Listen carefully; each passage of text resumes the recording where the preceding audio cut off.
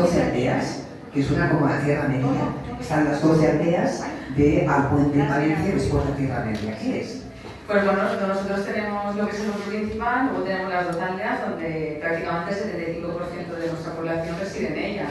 O sea, tenemos nuestros vecinos están dispersos en las aldeas. Dispersos que y es jugando todo. Sí, exacto. Y yo creo que es lo que nos hace únicos y nos identifica pues, del resto.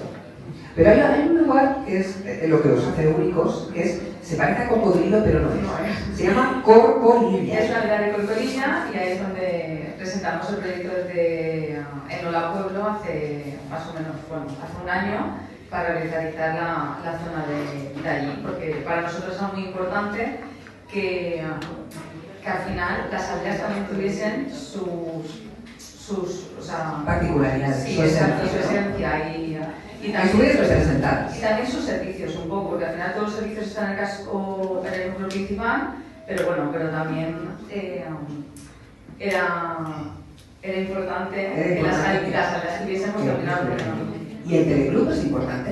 Hombre, sobre todo en los años 70, si era el sitio donde se reunía la gente de allí. En los años 70, sí, estamos en 2025.